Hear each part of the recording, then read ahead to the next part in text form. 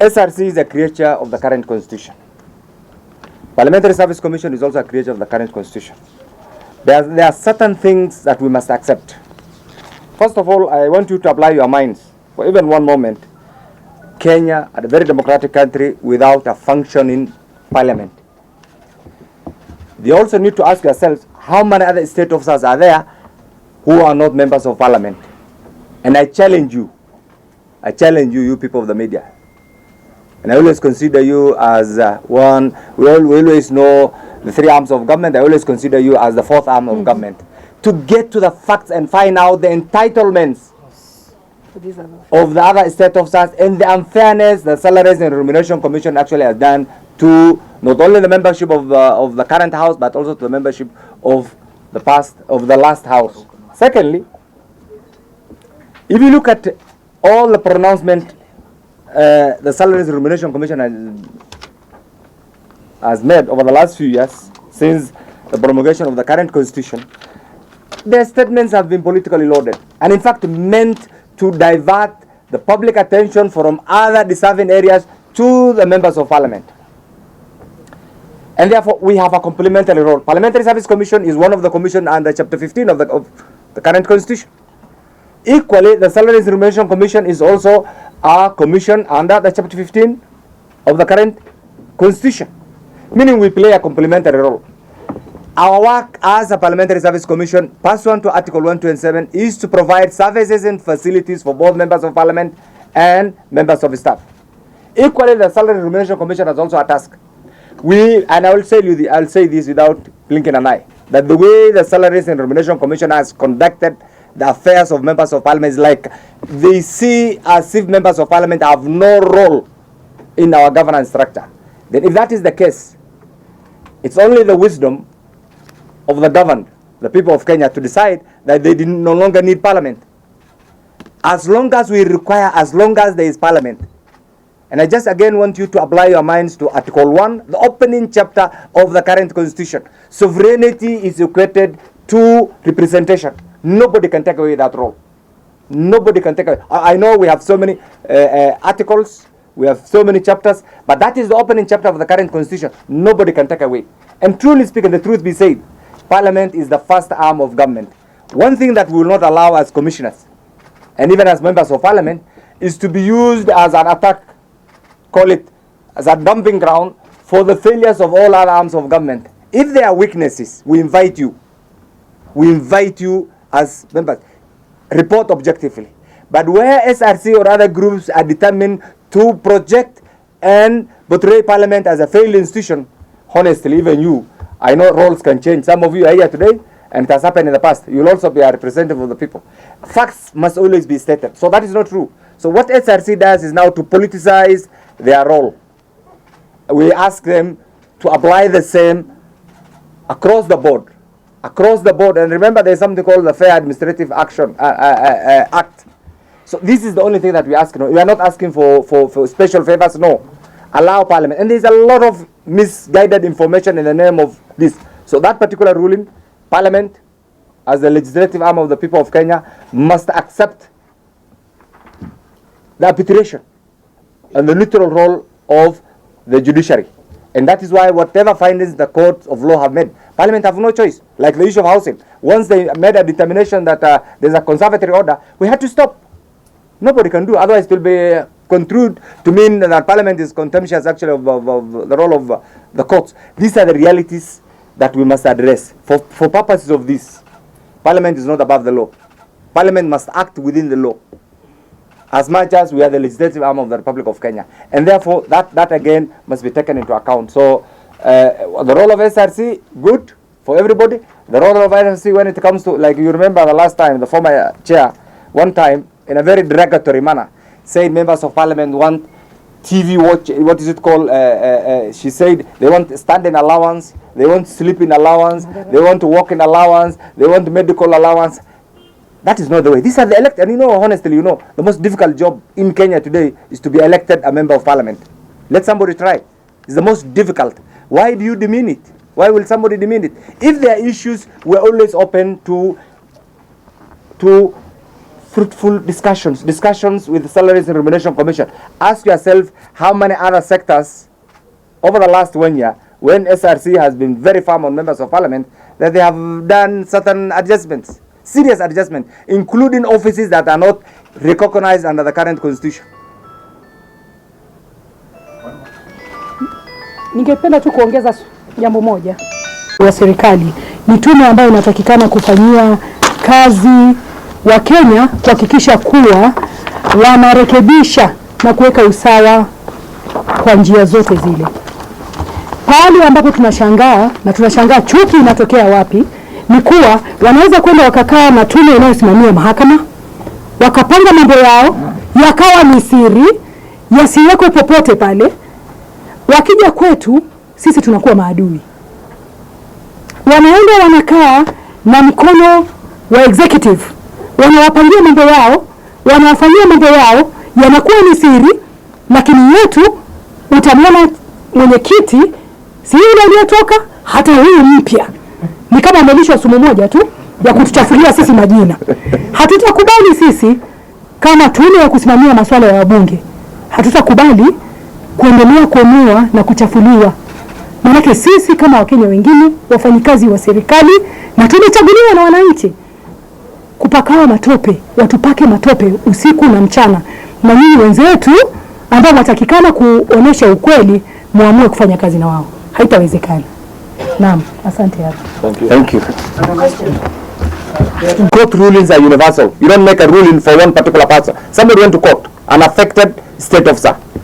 But the court in their own wisdom made a decision that this entitlement must apply to all state officers across the board. It's in that context that we as PSC decided to offer the same housing facilities just like all other state officers to members of parliament.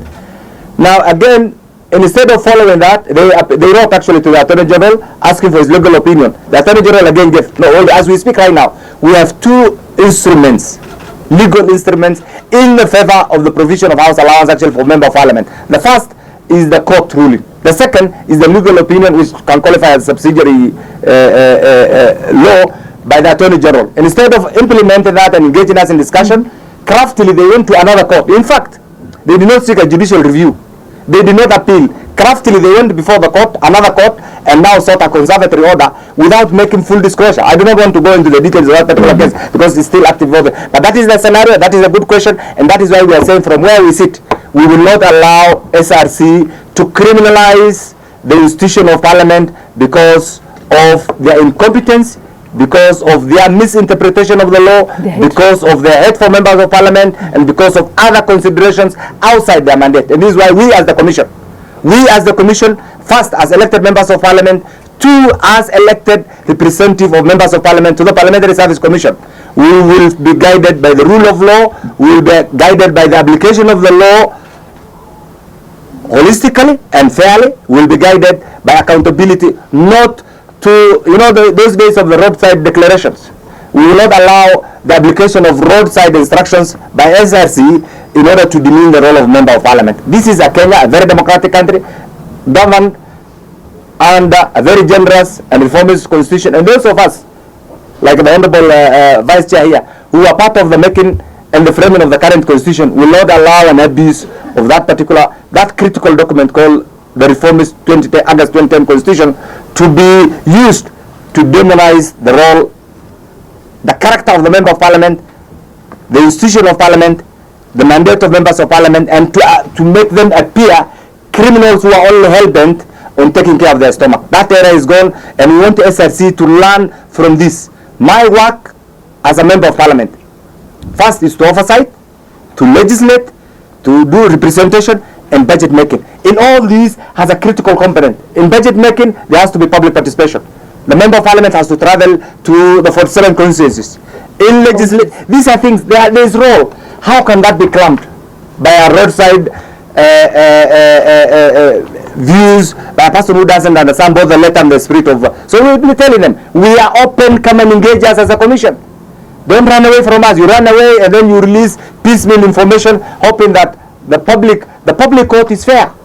The public court will accept the realities. The public court will finally believe the truth, and the truth is exactly what we are saying. So we invite you we invite you as members of the fourth estate to look at this. Something SRC is hiding. Ask them what they have done for the other arms of government. Ask them to give you the entitlement of all other state officers, not members of parliament alone. Because members of parliament are one among the many other state officers. These are things that they are not saying openly, because they do it at night, and then in the morning they lump it to the member of parliament. Member of parliament is a human being. The member of service is a human being. They work under the current constitution.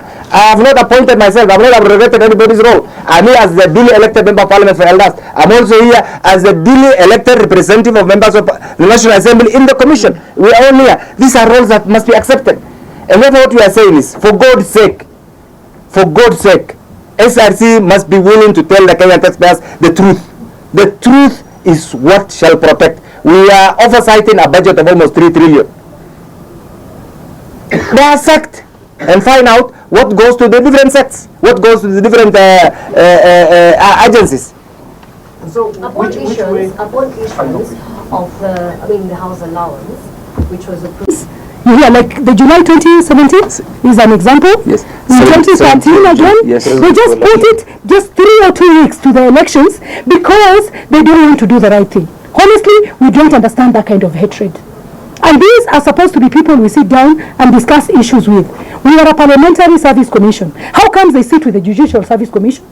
How comes they sit with the executive, none other but the president and the deputy president, to agree on what they are going to give the members of the executive?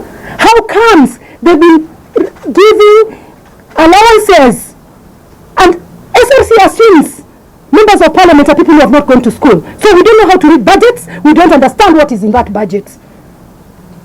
We know how much is being given to cabinet secretaries for house allowance. Yes. And it is not in their pay slip. It is not even being taxed. So why are we doing this? It is very, very unfair. It is very, very unfair. They sneaking into meetings. We come and sit and we agree on certain things. Then they run away. Instead of giving us a letter to that effect, they run away. So are members of parliament supposed to be vilified day in, day out? It is so painful what we are going through. Whereas even the members of the executive and the judiciary and other members, people are allowed, especially the executive, because anybody who's been given the mandate of being a principal secretary or being a cabinet secretary, they work on a 5-year contract depending on the number one, His Excellency the President. His term of office is 5 years. Yet they are allowed to pay their loans beyond 5 years. We only pay within 5 years. The governors are allowed to pay their loans beyond 5 years. We are only allowed to pay within 5 years. They are all allowed 10 years, even beyond the term of the sitting president or the term of the governor. So how comes we are being treated so differently? We are state officers and we are demanding to be treated equally with the other members, with the other state officers. And so the judgment which was given in October last year was very, very particular about state officers. But they are saying we are a different category of state officers. Excuse me, Lynn Mangich. How dare you think we are different? Did you come here just the other day? We voted you here and we decided to give you this job. We didn't give you a job to come and vilify us. We didn't give you a job to come and show us your hatred for us. We gave you a job so that you can work for Kenyans. Ask, we had the first SRC which was there for 6 years. The only thing they did, they kept on deducting what members of parliament are supposed to earn. Yeah. That's the only thing they did. Because if you ask them today, what else did they do? They have nothing to say. And in Mengich, they're almost doing, I think, a second year now. Is it almost a second year, or is it they finished the first year? And even then, when you ask them, they're just dealing with members of parliament. And they've gone clandestinely, discussed with the executive, agreed on what to give them for house allowances. They're even catering for funny allowances for what we call the chief administrative secretaries. And then they come here and pretend that members of parliament are the people they can only discuss everywhere they go. I'm asking you, the media people, ask them to give you the facts about those ones. And then once they give you the facts, we shall also come to the media and tell it openly how much they've been negotiating behind the scenes. And actually, just one minute. Let me put, I want you to get this, and that is why we will never allow to go back to that state. I want you just to get this. Before 1999, and luckily I was in Parliament, Parliament was a department in the office of the president. Though constitutionally one of the three arms of government, we will not allow through the back door for parliament to be coerced, for parliament to be blackmailed, for parliament to be pressurized in order to allow some of our constitutional roles to go back to the members of executive or any other entity. Parliament shall function in line with Article 93, first in line with Article 1, the opening chapter, in line with Article 93, 94, 95, 96, and PSC will function in line with Article 127 as read with 126 and 128, period. If there has to be a change, the Kenyan taxpayers must sit and their own wisdom decide that these provisions have failed to work and therefore they need to review. When that happens, we will. But PSC and Parliament shall function completely independent from the executive and the judiciary. If that is an irritation to anybody, the only solace they have is the Constitution, period. Thank you so much.